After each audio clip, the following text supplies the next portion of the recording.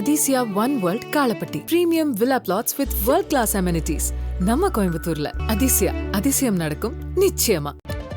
இந்திய தலைமை தேர்தல் ஆணையர் ஞானேஷ்குமாருக்கு எதிராக பதவி நீக்க தீர்மானம் கொண்டுவர இந்தியா கூட்டணி பரிசீலித்து வருவதாக தகவல் வெளியாகியுள்ளது. வாக்காளர் பட்டியலில் மோசடி நடைபெற்று வருவதாகவும் பாஜகவோடு இணைந்து தேர்தல் ஆணையம் வாக்கு திருட்டில் ஈடுபட்டு வருவதாகவும் மக்களவை எதிர்க்கட்சித் தலைவர் ராகுல் காந்தி தொடர்ந்து குற்றம் சாட்டி வருகிறார்.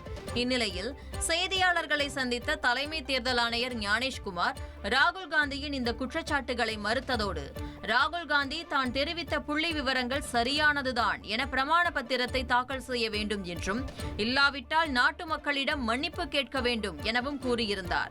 இந்நிலையில் தலைமை தேர்தல் ஆணையரின் செயல்பாடுகளில் நம்பகத்தன்மை இல்லை என்று காரணம் காட்டி அவருக்கு எதிராக நாடாளுமன்றத்தில் பதவி நீக்க தீர்மானம் கொண்டுவர இந்தியா கூட்டணி சார்பில் முடிவு செய்யப்பட்டுள்ளதாக தகவல் வெளியாகியுள்ளது.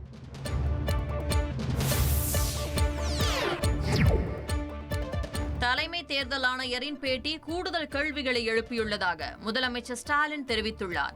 இதுகுறித்து எக்ஸ் தளத்தில் பதிவிட்டுள்ள முதலமைச்சர், இந்தியா கூட்டணியினர் எழுப்பிய கேள்விகளுக்கு விடையளிப்பதற்கு பதிலாக கூடுதலான கேள்விகளை தலைமை தேர்தல் ஆணையரது ஊடக சந்திப்பு எழுப்பியிருப்பதாக கூறியுள்ளார். வீடுதோறும் கணக்கெடுப்பு நடத்தியும் எப்படி இத்தனை தகுதியான வாக்காளர்கள் நீக்கப்பட்டனர் என்று முதலமைச்சர் கேள்வி எழுப்பியுள்ளார். புதிய வாக்காளர்களின் பதிவு வழக்கத்திற்கு மாறாக குறைவாக உள்ளது. இந்த இளம் வாக்காளர்கள் கணக்கெடுக்கப்பட்டனரா?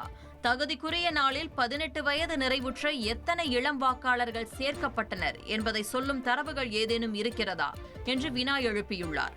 ரெஜிஸ்ட்ரேஷன் ஆஃப் எலெக்டர்ஸ் ரூல்ஸ் 1960 கீழ் கொடுக்கப்பட்டுள்ள விசாரணை மற்றும் 2 முறையீடு நடைமுறைக்கான கால வரையறை எதிர்வரும் பீகார் மாநில தேர்தலில் பெருமளவிலான வாக்காளர்களை விலக்கும் வாய்ப்புள்ளது. இவ்விவகாரத்தை தேர்தல் ஆணையம் எவ்வாறு தீர்க்கப் போகிறது என்று முதலமைச்சர் ஸ்டாலின் கேள்வி எழுப்பியுள்ளார்.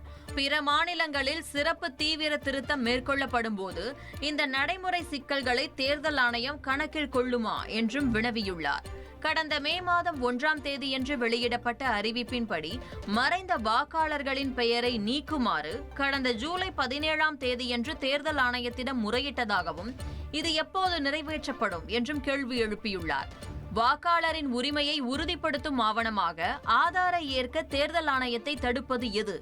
நியாயமான தேர்தல்கள் என்பதே தேர்தல் ஆணையத்தின் இலக்காக இருக்குமானால் அது மேலும் வெளிப்படைத்தன்மையுடனும் வாக்காளர்களுக்கு நெருக்கமாகவும் இருக்கலாமே என்று முதலமைச்சர் ஸ்டாலின் குறிப்பிட்டுள்ளார். Athisiya one world Kalapatti premium villa plots with world class amenities நம்ம கோயம்புத்தூர்ல அதிசயம் நடக்கும் நிச்சயமா.